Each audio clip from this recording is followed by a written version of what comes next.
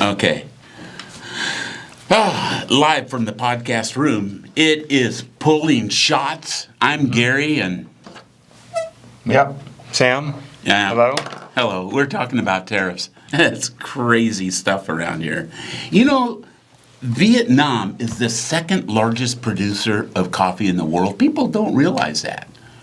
Did you know that? I did, but yeah, I think it would shock a lot of people. I think it does. Brazil being number one, Vietnam number two, say Colombia number three, and so on. I think people hear Colombia, Mexico, Ethiopia. It's probably what you think of. You go to the grocery store and you see an origin. That's probably what you're going to see. I agree. But, you know, Vietnam's coffee, although it's almost 100% Robusta coffee, which is a lower grade coffee, it goes into more institutional blends. It doesn't show up in any of our profiles or any other specialty coffee profiles, I'm sure, but it does affect the commodity market and the rise and fall of the C market. So there you got that. And the tariff right now coming from Vietnam is 46%. And I look down and I say Indonesia, or Sumatra, our famous Sumatra that we love, adds so much body to our coffee. It's a 32% tariff. Yeah.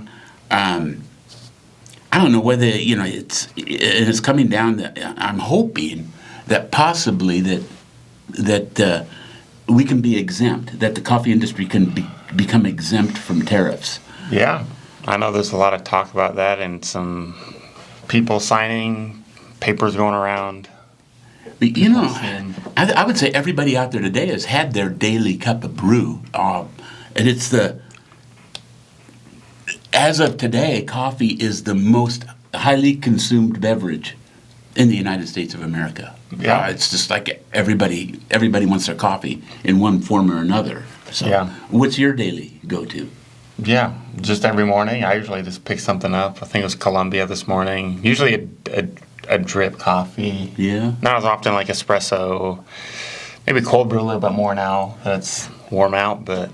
For me, I do a cold brew in the afternoon. I started off with a oat milk latte in the morning, hot, and I just make it just perfect, and I do a little dance on the top. And so, you know, I get that little good feeling from that. Yeah, I don't know. You know, our coffee has gone up in price, and SCA, the Specialty Coffee Association, and this is from the Daily Perfect Grind, which is Perfect Daily Grind is where we get a lot of our information. Not a lot, but it's one source for us. They're putting stuff out every day. They're as far as the daily content goes, I feel like they're pretty much spot on top of things. Yeah. Is it Perfect Daily Grind or Daily Perfect Grind? Perfect Daily Grind. Okay. Yeah. PDG. I'm a little bit. What do they call that? Dyslexia. Yeah. And there you go. Over the last 5 years, the retail prices have gone up at about 18% at retail stores. So consumers are already paying more, and now with the new per year. Is that what that is? No, for the last 5 years. The last 5 years. What I wrote down. I would say our retail stores, if I had to guess, I was thinking maybe 11 to 14% across the board over the past 5 years. Our prices have gone up. Probably, yeah. Yeah. Well, you know, it's the new tariffs ranging. Looks like they're ranging from 10 to 46%. I have another source here. Daily Coffee News is this source. They're another good source for us. They have the tariffs at Vietnamese coffee at 46%, coffee from Vietnam, second largest producer in the world. Then you have Sumatra, which is what we love at 32%. And we buy a lot of Central American coffees. The range on Centrals right now, anywhere from 10% to Nicaragua being the highest at 18%. And, you know, I don't know why they singled out Nicaragua there, but I'm sure there's certain reasons that we may or may not understand. One thing that we have that the industry has already been under subject since last June. We've been consistently having to raise our prices because of the commodity market. It's at a 40-year high, and it's going to settle in somewhere. We don't know where it's going to land yet. It's very volatile at Last week there was a 20-cent spread in it. This week there was a 10-cent spread in it from up and down from when it opens to closes at the beginning to end of day. Yeah, and it used to be what, like 7 was a lot? Oh, 7 yeah. cents? That would be like newsworthy. You're right. And now we didn't even, 10 years ago, we didn't even watch the market. Well, 10, 15 years ago, we never even watched the market. It was just always there doing its thing. Yeah. Now you're checking every day like it's a stock price. Yeah, Like, it is. It is. I'm on there checking every day, and I'm sure a lot of the people that work here are doing the same thing. You know, there's things that retailers, roasters can do. There's options lots of options you can take. Because the industry is so large. When I was in Ethiopia, 55%, this has been years ago, 55% of their GDP was coffee. It's a huge industry around the world.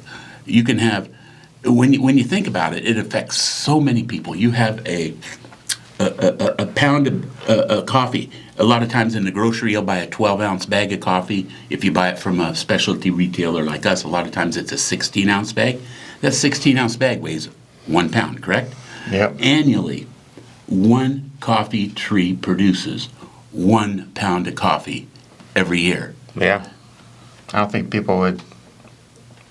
That would surprise a lot of people that drink coffee. It really would. It's every time I say that, it You just have to rethink that when you see a tree. Like, it's like, I mean, it's the size of a bush, like an 8-foot tall sometimes. Yeah. When it's mature, like, makes 1 pound, and that's probably what we collectively, our small office, drank today. Almost. Probably. And so And, it's yeah. there's a lot of labor out there. The harvest is big. Has to be picked. A lot of it's picked by hand by migrant laborers around the world. So the coffee market affects a lot of people. So what do roasters do? What are the options? Do you check around? Do you buy past crop, which is cheaper? Past crop means 1 year old or older, typically just 1 year. Yeah. Which is something that Friedrichs never do, and have vowed to never. It goes against what we believe is where our standard is. Mm-hmm. You can buy cheaper coffee, which scores less. Like on our centrals, we like to buy our centrals from 84 to 85 points, and if they're really nice, you'll get maybe, if you're cupping fairly, you might get an 87 score out of Central America. But most of the coffees that come out of Central America are going to be around 84, 85 points on the cupping grade that we use, scoring grade. But you can buy coffee all the way down to 80 cents and still be in the specialty grade. You get lower than that and you're not in specialty grade anymore. Mm-hmm. People can choose to buy there. I suppose a lot of people roasters around the country will have to resort to that, or obviously have to raise their prices. It's a tough call. One thing that we've committed to do, we're going to maintain our high standard on centrals, that is, where I say 84 to 85 points. That's our standard on centrals. We have a different standard for every growing region around the world. We have, Central America, South America, East African coffees, Asia coffees. So the cupping, the scores, our standard on scores are different for every growing region and every growing country. So you think a lot of people will be tempted to just downgrade their coffee and pass it along and hope that their customers. I mean, it's tempting for everybody. I'm not sure exactly what a lot of roasters are out there doing. Yeah. I mean, I think whenever we talk to importers, they're just saying, like, this is just how it is. Yeah.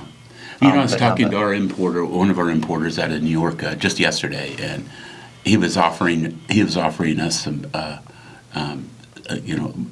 some cheaper coffees, and I said, Darren, we don't. It's not where we're going. And he just paused. He said, "Thank you, Gary. I knew you would answer that way, and it's what I thought you would say. But we have a lot of people that are doing that.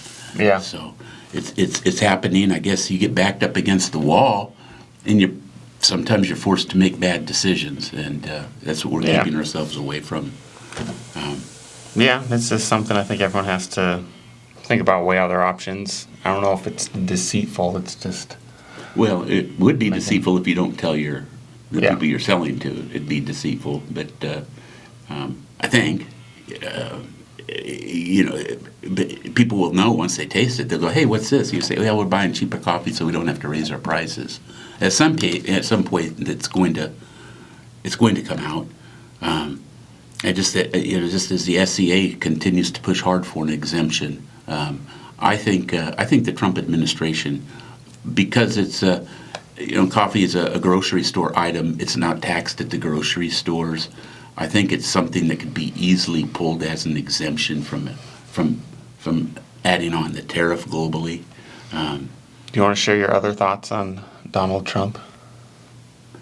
Let's just keep this squared away. I was going to say, yeah. Do I have my? Is that a mega hat I have on? You got the wrong hat. Yeah, I think it's just. I mean, coffee, we can't grow it here, so. I mean, it's just the number one drink. I mean, opposed to water, drinking in the country, and we can't grow it here, so it has to be imported. Where, I mean, tariffs, there's multiple reasons for tariffs, but I think a big one is bringing labor back, but that's just a non-factor in coffee. So, well, I guess that makes sense. Since you went political, I do have to answer.